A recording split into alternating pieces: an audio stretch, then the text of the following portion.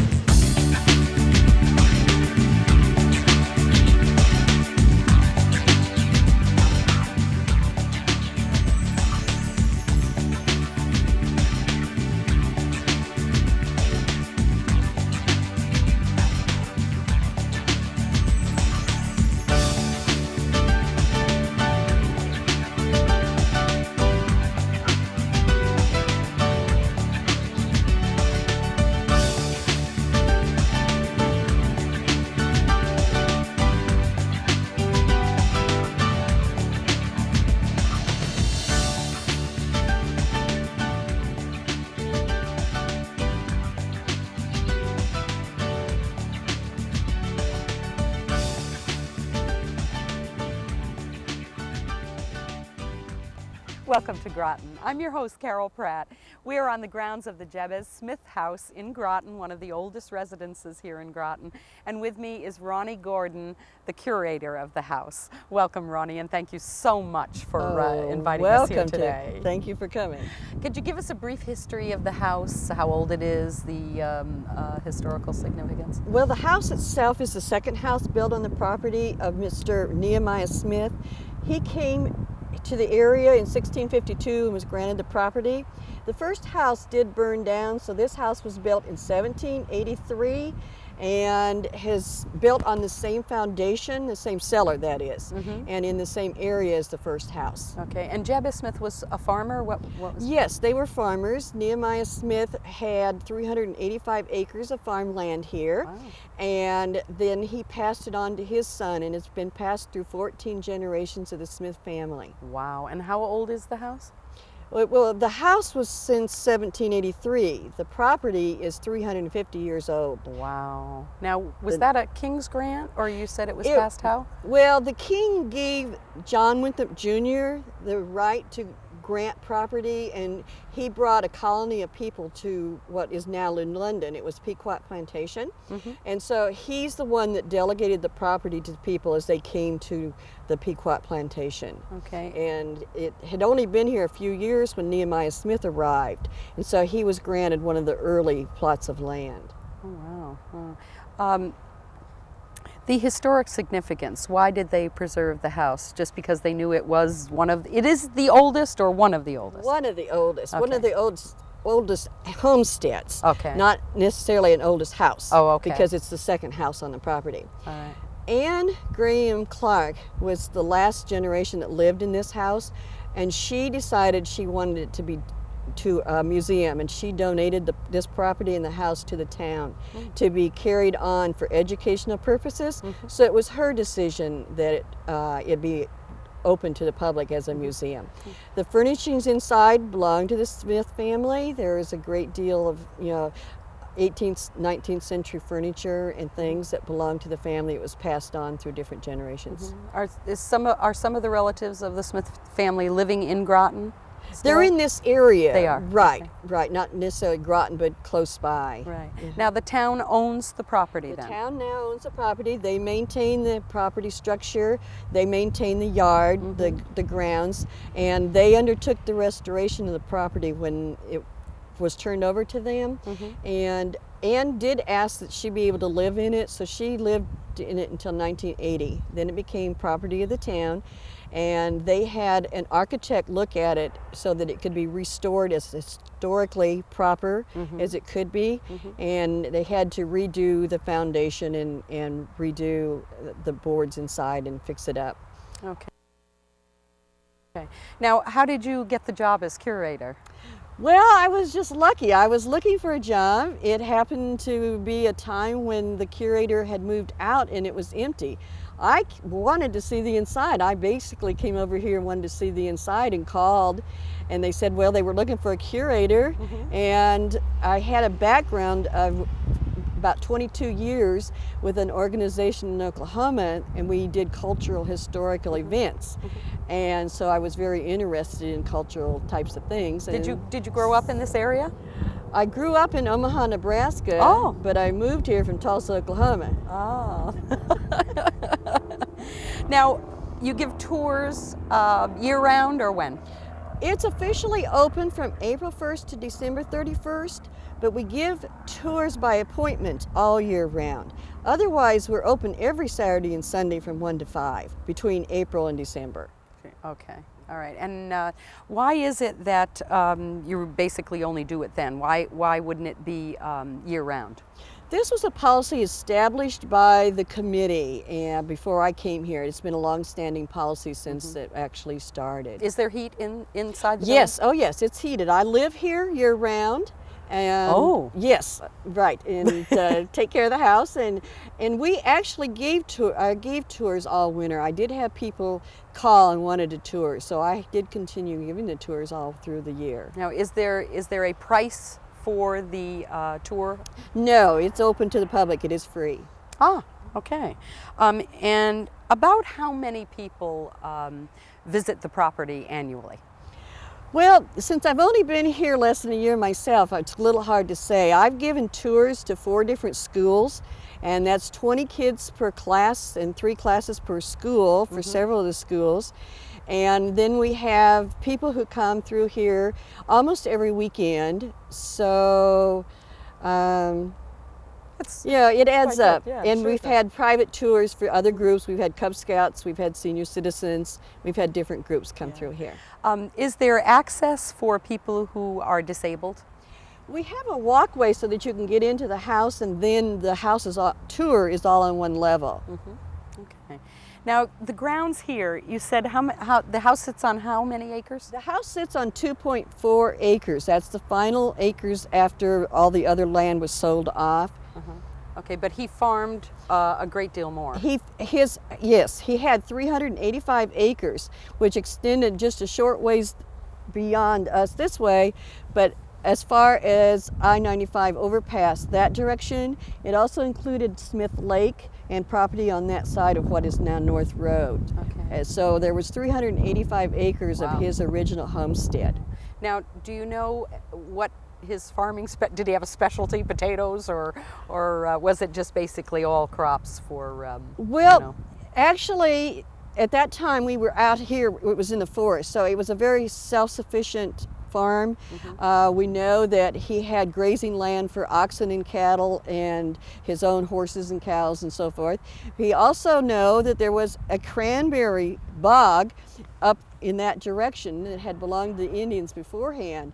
And so he had cranberry bogs at one particular time, and we know that through the history of the family that was here. You had to be self-sufficient in those right. days. Yeah. But we know that about the end, I think it was the Revolutionary War, one of the Nehemiah Smith descendant that was living here raised flax as a crop for trading and for selling. Oh. That was a big crop at that time. Right. I know in a little while we're going to take a tour inside the house, and I can't wait. You said that the family owns the furniture that's inside. Is it of the period? Yes. Now, each generation changed the furniture or changed the house to some degree, so there have been changes, and the pieces that are still left were handed down through the generations. There are a number of pieces that were, but it became part of the town property also when the house did. Do you know if any piece of furniture inside is the original piece of furniture? Because the original first farmhouse burned, we don't have anything beyond that point. Right. Some of the pieces that are in there now, when this house was built in 1783, were brought in at that time. Some of those pieces, a couple of those pieces are older than the house. Some of them are older than the house, but not all the way back to 1652. Okay. I know now, before we go in to see the house, we're going to observe your grandchildren doing some games that were very popular during that period. Is that right? Yes. And what sort of games are they going to show us? Well, actually, one of them is a part of a skit. Okay. Because I do tours for third graders who are studying colonial times and colonial history. And so to give them a hands-on experience, we have one who is going out to get the eggs from the chicken house. She's bringing the eggs in for breakfast.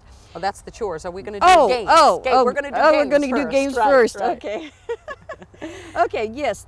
I explained to the children that the games and toys were handmade. Many of them were made out of wood. And one that's very popular then is a big hoop that you use a stick to make it go. Okay. So we'll have one of them showing us how to do that. Okay. Sunday was supposed to be a quiet day, and they had a special toy called Jacob's Ladder. And we'll have one of the boys showing how that works. Oh, terrific. Let's go see. Okay. We'll be right back.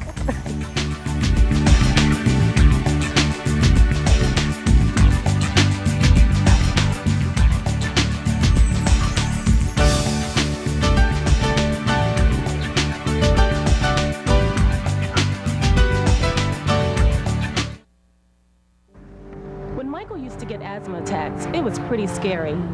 I'd stay home from work, we'd go to the doctor, and things would get better. At least until I saw the bills. Talk about scary. But now he's covered, and that's a load off my mind. Connecticut now offers low-cost and free health coverage for kids. Many families earning $50,000 a year and even more can get the Husky Health Card. Call 1-877-CT-HUSKY. Make the call, and you'll breathe easier too.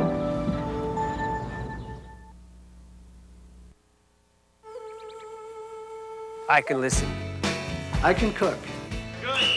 I can coach. Kids with something to do are less likely to do drugs. I can drive. I can paint. I can dance. A little of your time can make a lifetime of difference. I can read. I can help. You can help. Call toll-free 1-877-KIDS-313 to find out about community drug prevention programs. I can keep a kid off drugs.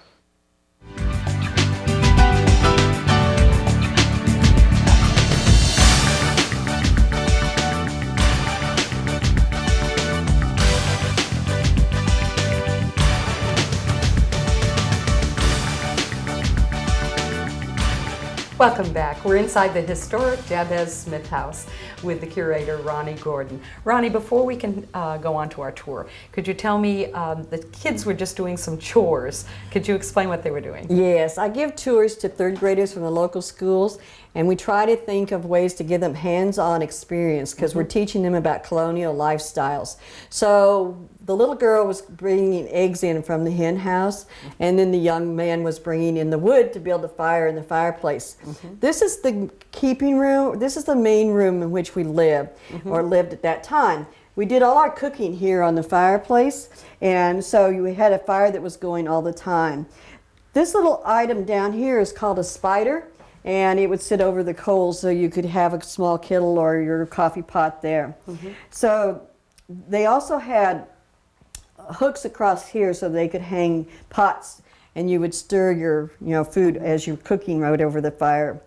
This area here that is closed off now hides the beehive oven. That's where Mom did the baking of her bread and her cakes and things like that. So they had an actual oven for cooking. I've always said it's a good thing I wasn't alive during this time because I would have burned everything. I think it was a real science to using this. Yes, it was quite an art because you had to continue stirring. Things would easily stick and burn, so you had to be very careful cooking over the fire. So this room is called what again? Keeping. Keeping room. Keeping, right. And it was a main room. A lot of the daily activities went on in this room. So by today's standards, kind of the great room with the kitchen and living room or whatever, all the main living area. Right. Yeah. Yes. And some of these pictures over here, are these relatives of? These here, yes, they are all pictures of different generations of the Smith family, and we do not have names and dates on the back, so I can't tell you who they actually are, but they were given to us when the house became a museum. And again, the furniture that's in here isn't the original furniture, but it is of the period. There were 14 generations of Smith people who lived here, and a lot of the furniture was passed on from generation to generation. So yes, there's some of the furniture. The cabinet there was the Pennsylvania Dutch cabinet, is an 1820 period. That is still the original paint, the original wood, the original glass. Oh, it's lovely. And I noticed over here, this is the portrait that they believe is Jabez Smith. Is that correct? Right. One of the records from earlier in the house remarked that there was a note that they thought that was Jabez Smith in that photograph there. And therefore, the picture on this side is thought to be his wife. He's the gentleman who built this particular house that we're viewing now. Oh, that's nice. And what does this door lead to here? This door goes to the main bedroom. Yes, that would have been the parents' bedroom there, the cradle for the youngest child. And then the other children would all sleep upstairs. There is a second story here. Right, right. Well, what room are we going to see next? Okay, this is the east parlor here. Okay. Okay, we're in the east parlor. Yes, this is a room that was used for several different purposes. It could have a dining room table, it could have a school, they could do day school here, and they could do several things in here. I do want to mention to you about one of the things that we'd like to tell about in our tours. In 1705, there were enough farmers on this side of the river, they wanted to have their own town and break away from what is now New London. So 1705, the gentleman who was living in this particular house, Nehemiah II, was elected one of the townsmen.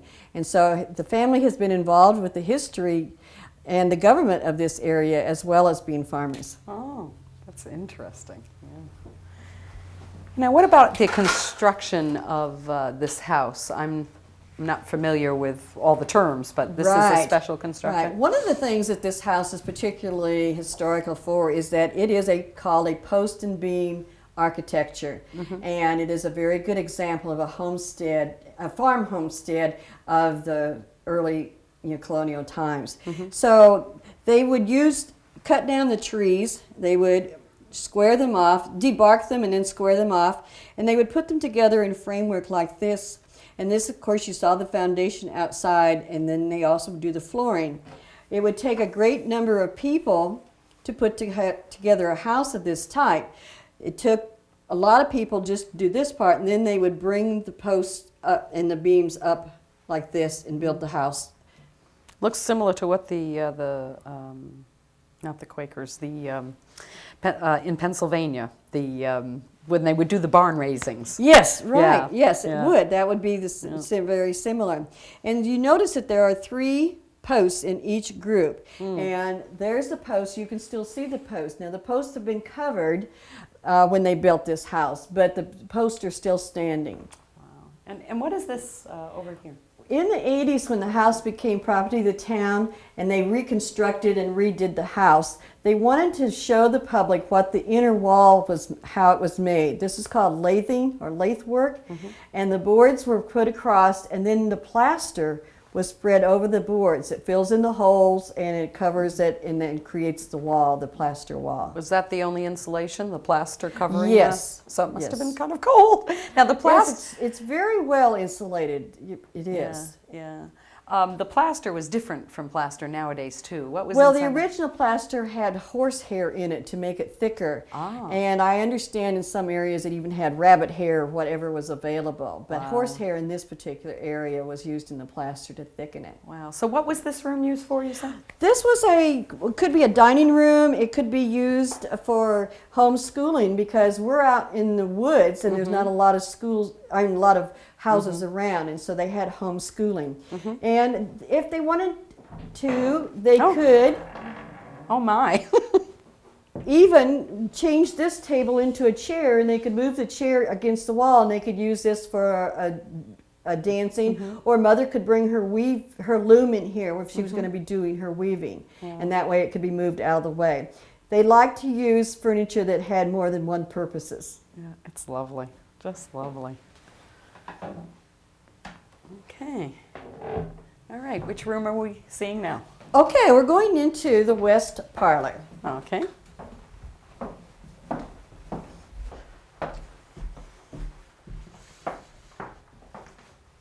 Okay, we're in the west parlor, you said? Yes, this was the fancy room. This was used for Sunday, and if you had company, you could entertain them in this room. And this one has panels over around the fireplace and on this wall, and that was only in the very fancy room, the special room. That was very special to have the paneling on the walls. So the Smiths were not a poor family, per se. No, they were considered very well-to-do for their time of their Yeah. generation. Now, the fireplace was used just for warmth in this room, not in for this cooking? particular room, yes, right. This room was not used all the time. It was just special use. This was one of 5 fireplaces in this particular house. There was one in the east room where we were before, but it's been closed off, and then 2 upstairs. So there are 5 fireplaces that feed off the central chimney. Oh, wow, wow. Now, could you point out this is Anne Graham Clark? Yes. There were 14 generations, descendants of Reverend Nehemiah Smith, who lived here. She's the last descendant of the Smiths to live here in this house. And Anne lived and worked in New York City, but came over here for weekends or holidays and used the house from time to time. When she retired, she moved into the house and lived here for the last of her life. She's the one who worked with the town of Groton so that this could become a museum.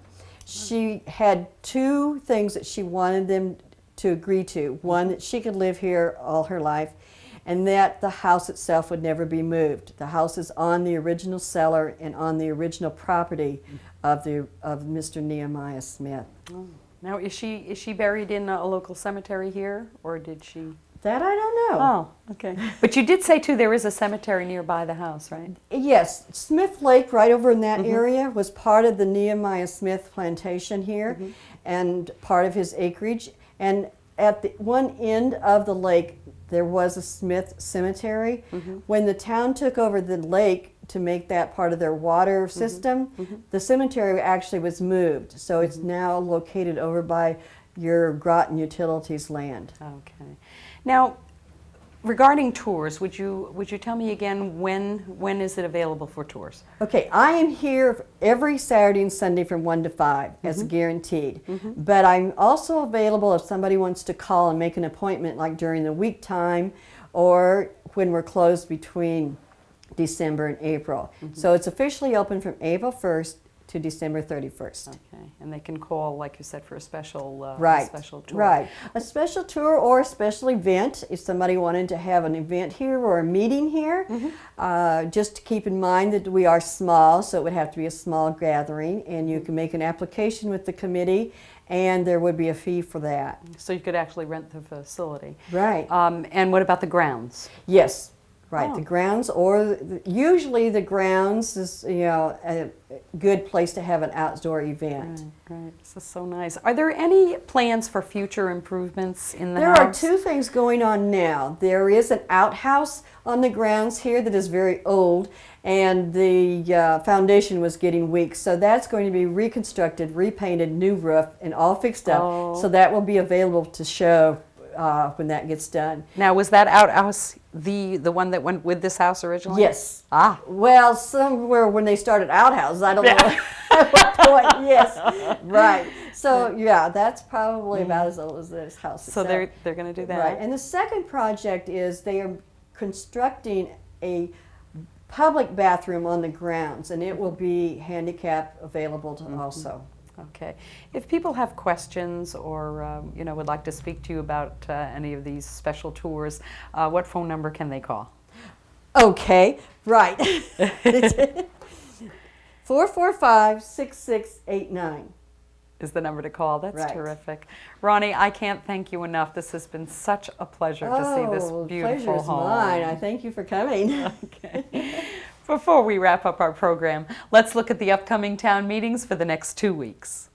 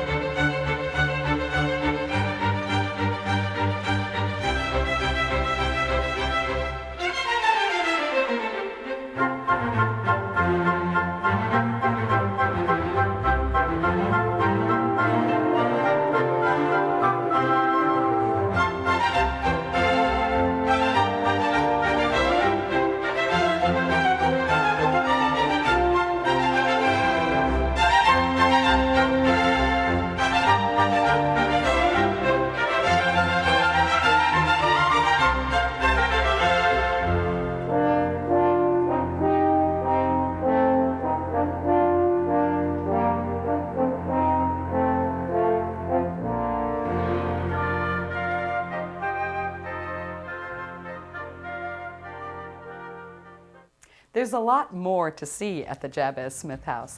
If you'd like information on an extended tour, or perhaps information on renting the facility or the grounds, you can call 445-6689. Thanks for watching. I hope you'll join us for the next edition of Welcome to Groton.